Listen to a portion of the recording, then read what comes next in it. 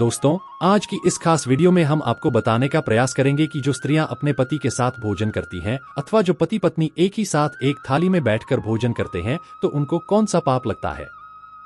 यह वीडियो वह स्त्रियां जरूर देखें जो पति के साथ बैठ के भोजन करती है, क्योंकि यह वीडियो उन सभी स्त्रियों को उनके द्वारा किए जा रहे पाप से बचा सकता है। दोस्तों, मैं आपको इस बात का ज्ञान एक अति सुंदर कथा के माध्यम से दूंगा। तो चलो देर ना करते हुए वीडियो को शुरू करते हैं।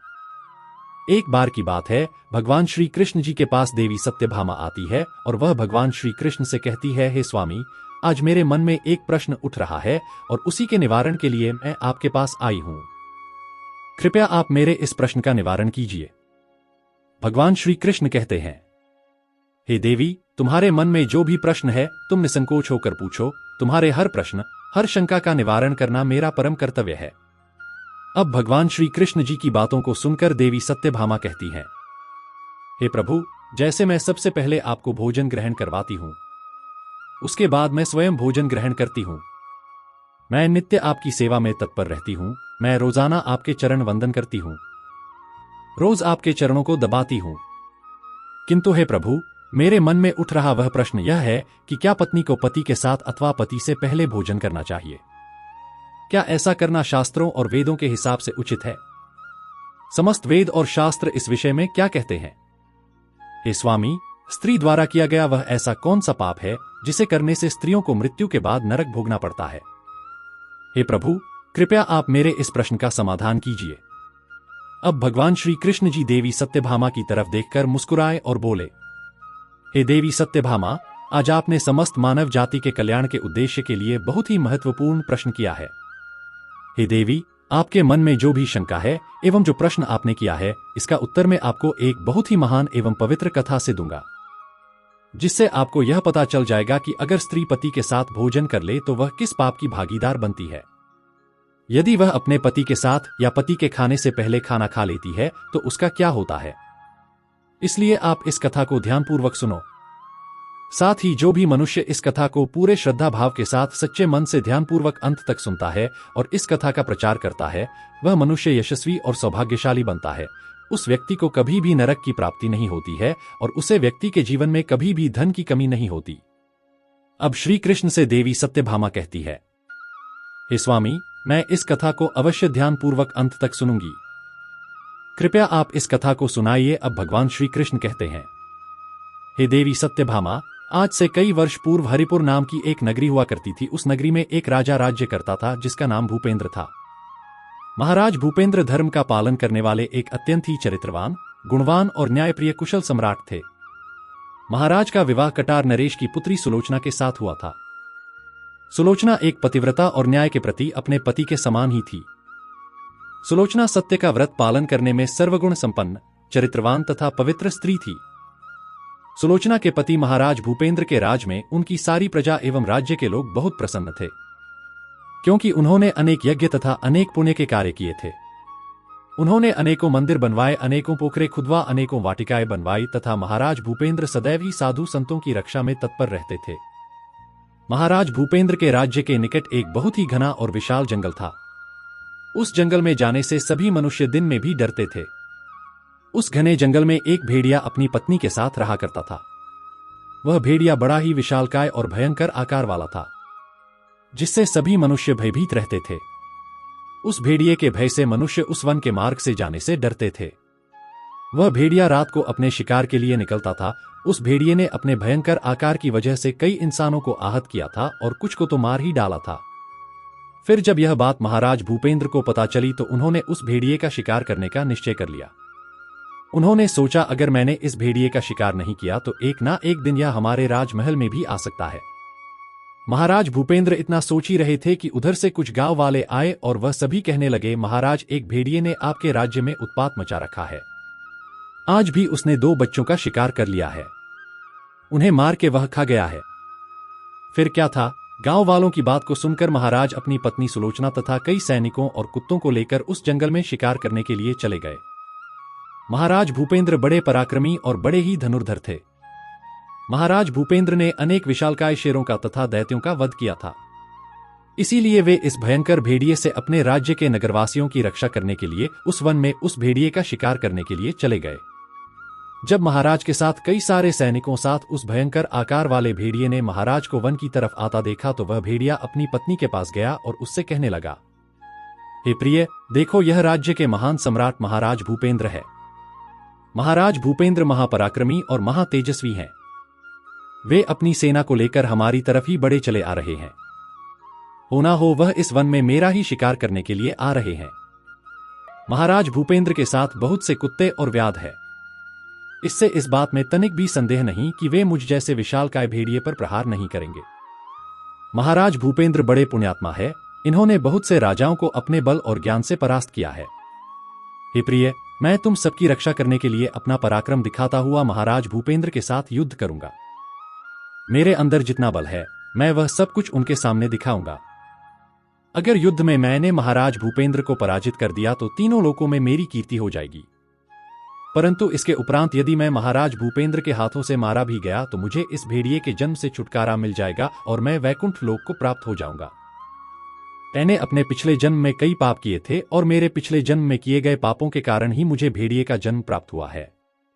अब इतनी बात कहने के बाद वह भेड़िया अपनी पत्नी से कहता है कि हे प्रिय, तुम मेरा मोह छोड़कर हमारे पुत्र को लेकर जल्दी से पास वाले पर्वत की गुफा में चली जाओ। अब मेरा वह समय आ गया है कि मैं अपने पूर्व जन्मों के पापों से मुक्त हो जाऊं। जब महाराज भूपेंद्र के बाण मेरे शरीर को घायल कर देंगे तो महाराज के द्वारा मेरे ऊपर छोड़े गए एक एक बाण से मेरे पूर्व जन्म के सारे पाप नष्ट हो जाएंगे। फिर उस भेड़िए की पत्नी भेड़िए की ऐसी बातों को सुनने के बाद कहने लगी, हे नाथ, हमारे बच्चे आपके ही पराक्रम और साहस के कारण ही इस विशालकाय वन में निर्भय होकर विचरण करते हैं।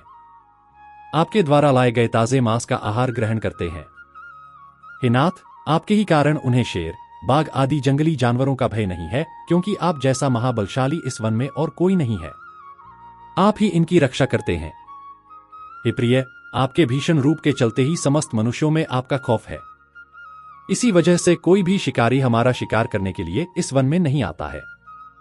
हे प्रिय, अगर आपकी मृत्यु हो जाएगी तो इन सभी से फिर मेरी और हमारे पुत्रों की रक्षा कौन करेगा? हे नाथ, आप ही हमारे लिए सब कुछ हो। आपके बिना तो हम असहाय हो जाएंगे। पति के बिना मेरा क्या होगा? किसी भी स्त्री के लिए उत्तम गहने, आभूषण, वस्त्र पहनकर भी कोई भी स्त्री पति के बिना शोभा नहीं पाती है। पति से ही स्त्री को सौंदर्य और शोभा प्राप्त होती है। हे प्रिय, आपके बिना मेरा जीवन भी नष्ट हो जाएगा। हे नाथ, हे अन्नदाता, आपके बगैर हमारा पूरा कुल जीवित ही नहीं रह सकता। हे नाथ, मैं अपना कथन सच कहती हूं, यदि मुझे आपके साथ नरक में भी डाल दिया जाए तो भी मैं खुशी खुशी आपके साथ चली आऊंगी। इसलिए हे स्वामी, आप महाराज भूपेंद्र के सामने मत जाइए। आप भी हमारे साथ सरयू के पास वाले पर्वत के अंदर चलिए। जब तक महाराज भूपेंद्र हमें ढूंढेंगे हम वहां पर छुपकर बैठ जाते हैं।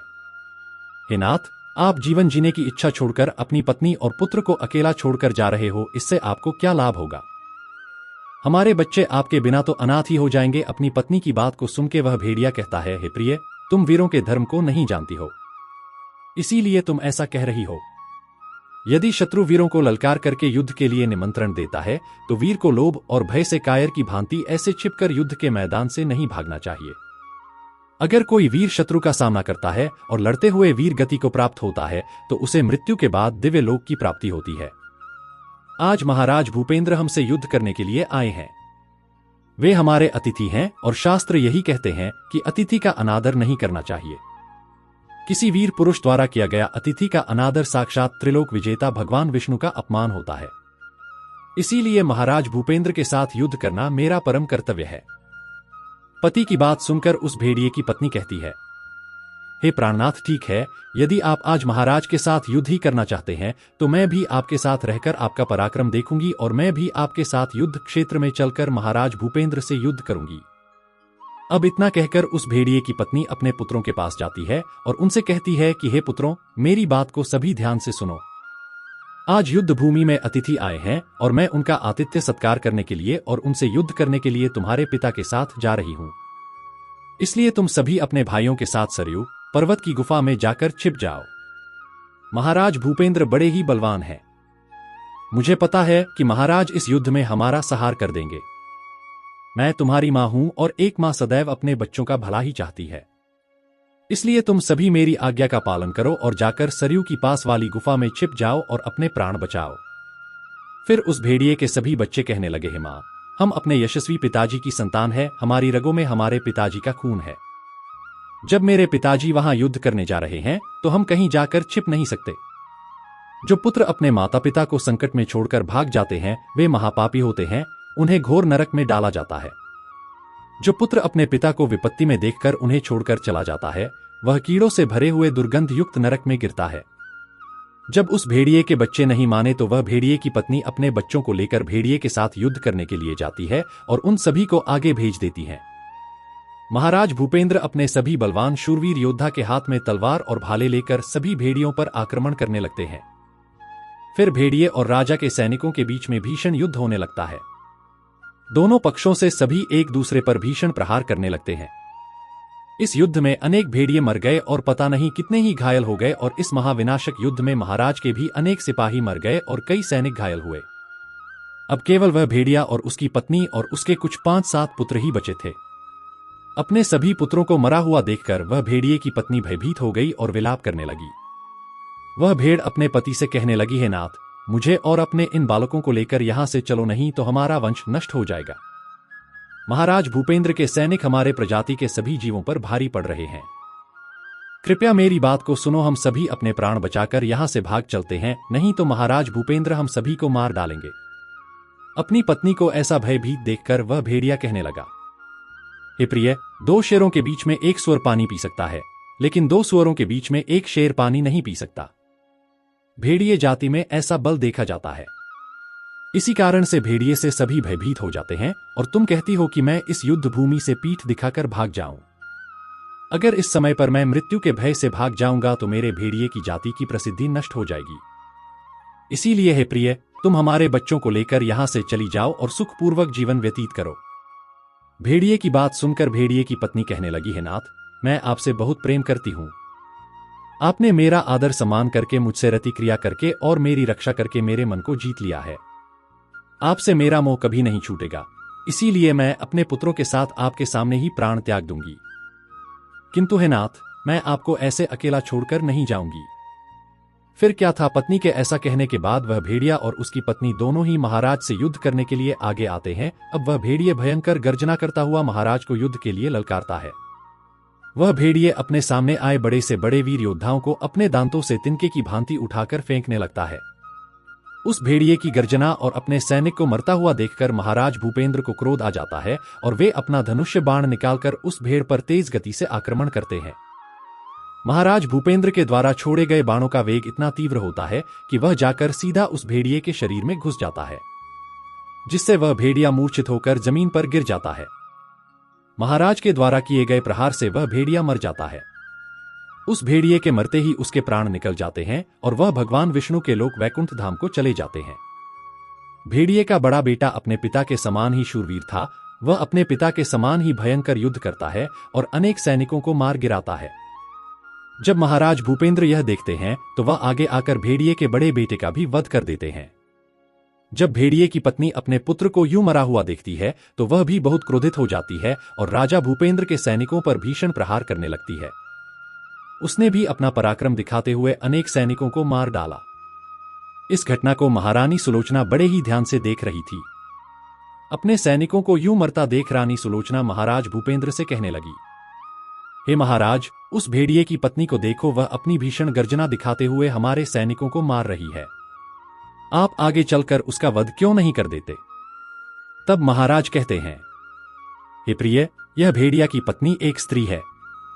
मेरा यह वचन है कि मैं स्त्री का वध नहीं करूंगा।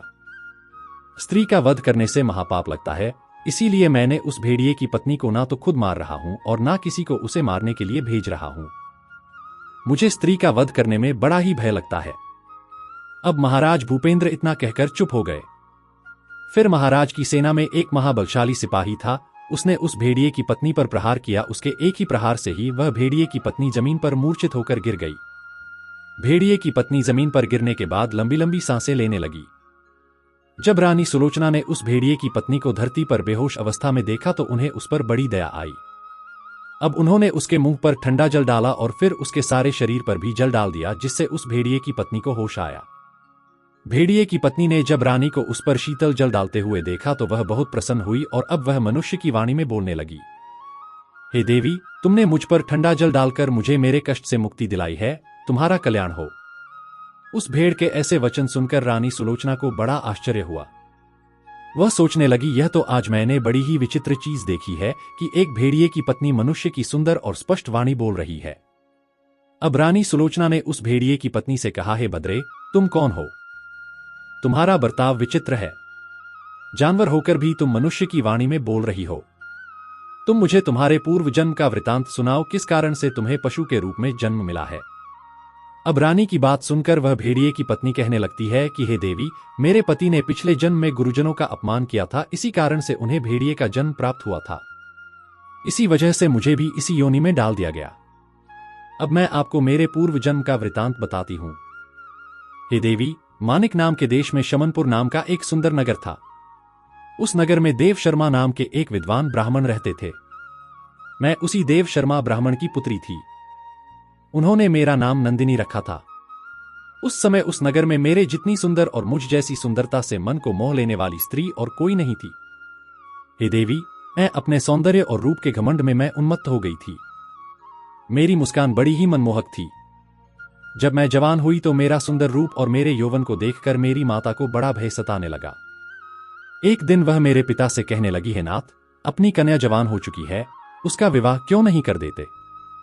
इसे शीघ्र ही किसी वर को सौंप दीजिए। फिर मेरे पिताजी ने कहा कि मैं अपनी पुत्री का विवाह उसी पुरुष के साथ करूंगा जो विवाह करने के बाद भी मेरे ही घर में निवास करेगा।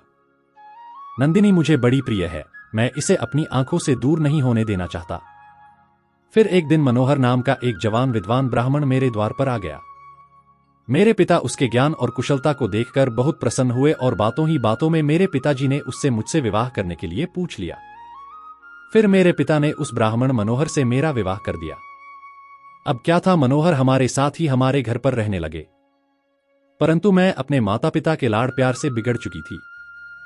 मैं अपनी विवेक शक्ति को खो चुकी थी। मैंने कभी अपने पति की सेवा नहीं की, कभी उनके चरण स्पर्श नहीं किए। मैं सदा उन्हें क्रूर दृष्टि से देखती थी, उनका अपमान करती थी, उन्हें नाम लेकर पुकारती थी, उनके भोजन से पहले भोजन कर लेती थी। मैं अपने पति से ही खुद का भोजन परोसवा लिया करती थी। मैं अपनी मर्जी से श्रृंगार आदि करके यहां वहां घूमने निकल जाया करती थी। बात बात पर अपने पति का अपमान करती रहती थी।